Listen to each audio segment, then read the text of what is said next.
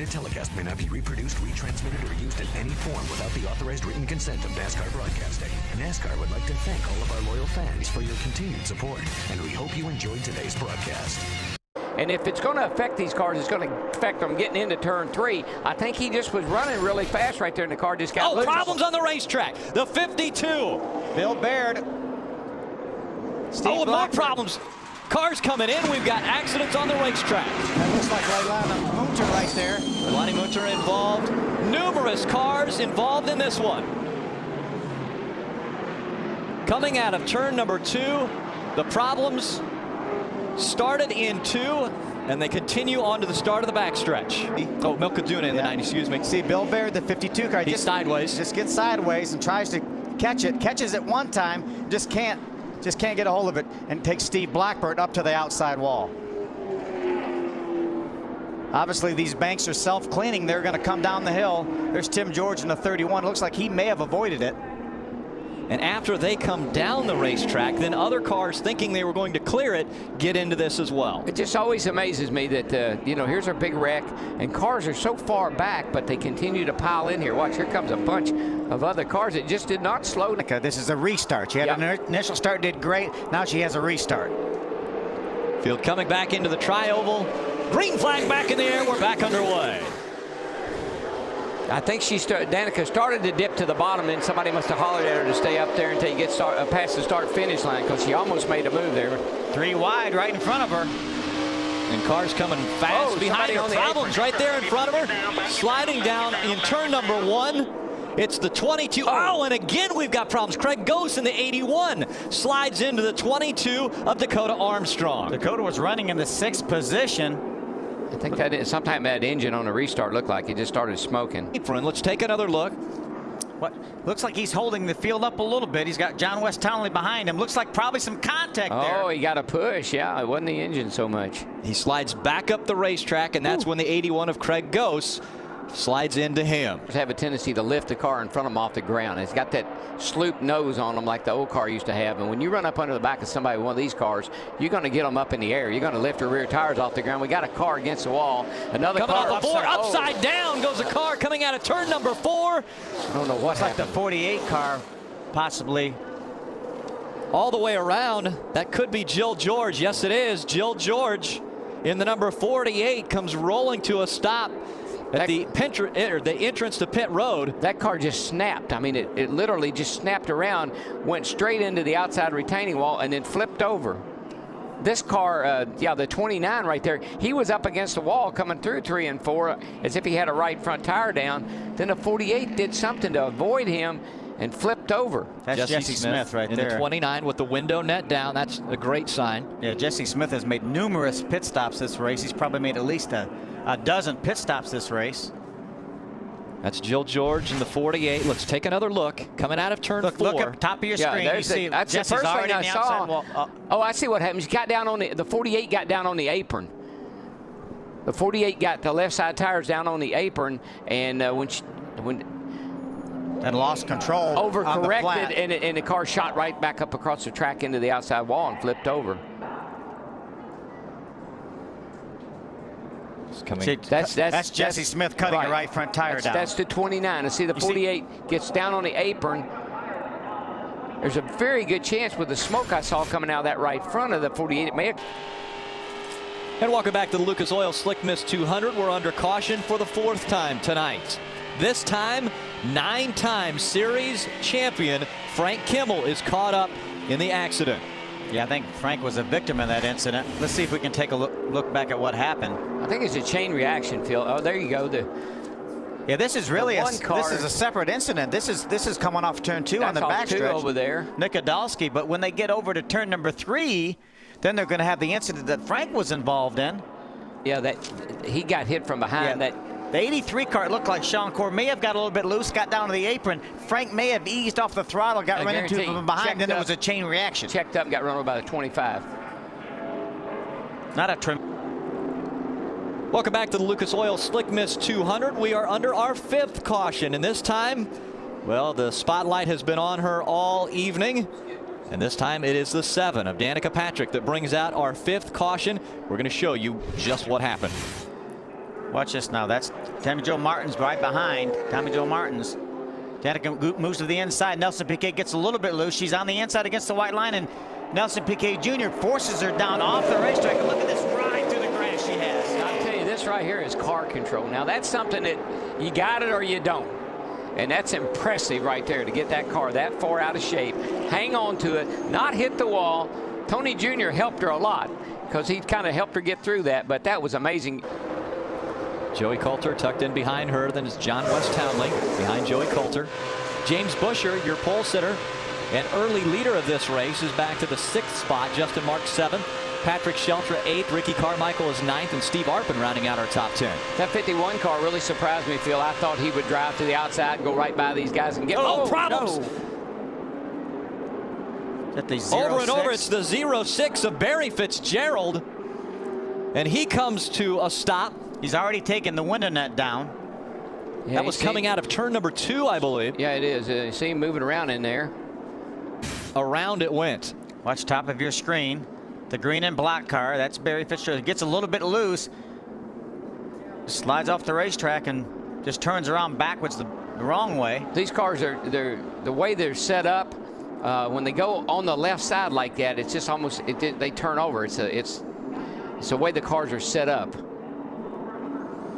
A violent ride for Barry Fitzgerald in that 06.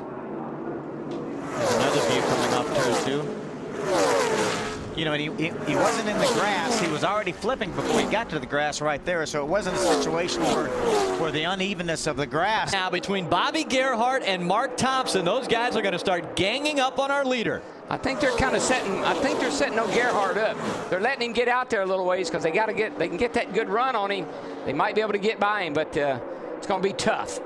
Oh boy knows what he's doing. 3 cars pulling away from the pack now. Patrick Sheltra has moved up into the 3rd position. Mark Thompson running 2nd. Bobby Gerhart is your leader. Okay, 72 laps into this race. Regardless of what happens from here on out, Danica has learned a lot, done a great job in this race. I have been really impressed, and I don't think anybody can say that she can't drive a stock car. Because I've seen her drive it all over this place. Through the grass? Today. Down on the bottom of the racetrack, currently running in the 7th spot. That's Steve Arpin, the 55, right in front of her. James Busher, the 51, the Phoenix Construction car on the outside. Get out there with the 51 and push him. I believe if Danica and the 51 and Busher would get hooked up, they might be able to go to the front.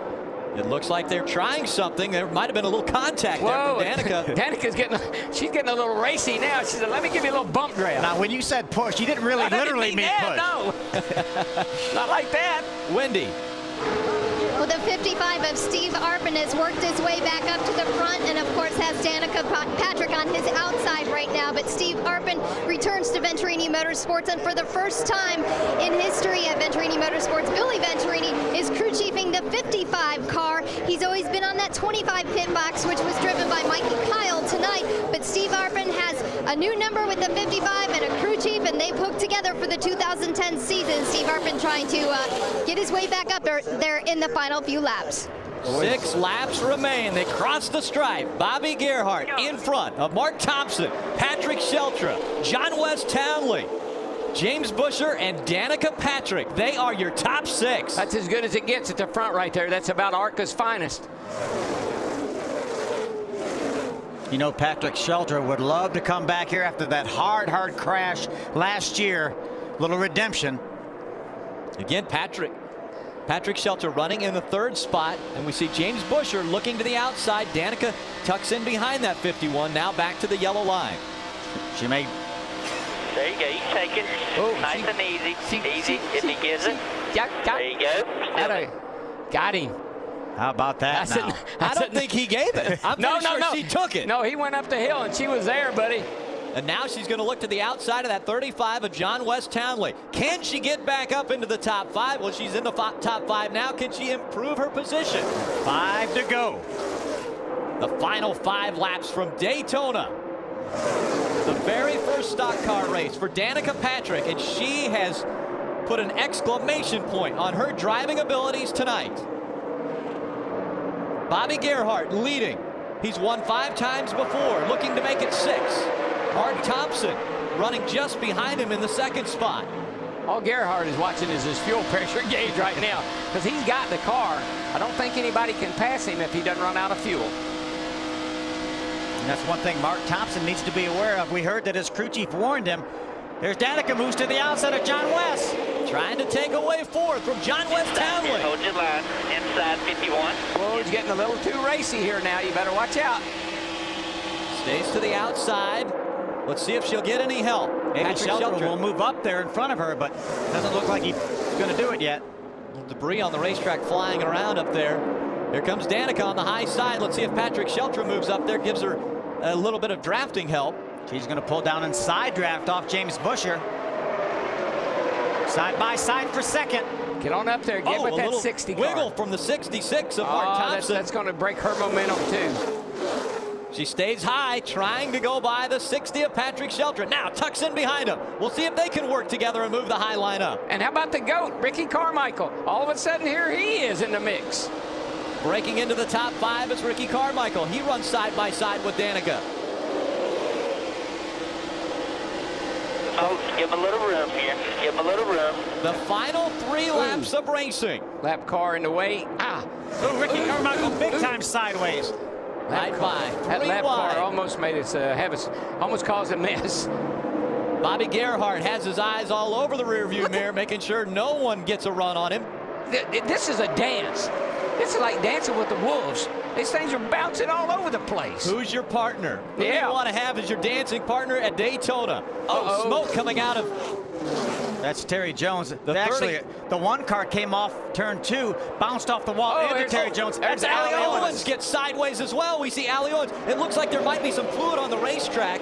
Allie Owens gets sideways. No caution. No caution yet. She's off the racetrack right now. If she can get it refired, I think we'll stay green. 2 laps of racing to go. They stay green. No caution flag has come out. The question is there fluid on the racetrack? We're going to find out very shortly. These other cars are getting through here just fine. I think that was just maybe a reaction to the smoke. The pack making its way down the backstretch and into turn number 3. Still chasing Bobby Gerhardt. White flag this time, boys. Yeah, the track's clean. I don't see any problem. Bobby Gerhardt. We're going to have some lap cars. That might create a problem. We've got a couple of lap cars up here that are going to come into play. Frank Kimmel's one of them. Frank's a smart guy. He'll get out of the way.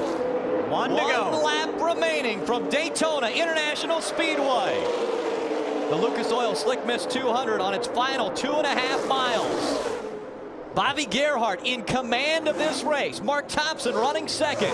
Boy, that Gerhardt car is strong, man. He comes up off of turn 2, gaps the guys behind him a little bit. Frank Kimmel had problems earlier. He moves to the inside. He's a slower lap car. They just can't close that 5 car came off of turn 2 that time. Man, he put some distance. There is a lap car. This could be a problem. Bobby Gerhardt and Bill Gerhardt spend all their time working on super speedway practice and testing, and it is going to pay off. Bobby Gerhardt coming into the Tri-Oval. He will win his 6th super speedway race from Daytona International Speedway. And Danica finished 7th. Car 7 finished 7th. Nice job by Danica, but what a great job. Win number 6 for Bobby Gerhardt. Great pit strategy. They made it 65 laps on a tank of fuel. And he said early in the race it wouldn't run. They came Wouldn't run a lick. had a beat on it, raised the hood and everything else. Take a look at the finish. Watch Danica. The 4 and the 7. Watch Danica and Ricky Carmichael bumping when they get down towards the start-finish line. Danica's trying to go down. Ricky Carmichael's trying to hold his position. Right now. See that at the stripe, it looked like Danica snuck just in front of him. No. It was a close call. We know who took the checkers first. Bobby Gerhardt wins again at Daytona.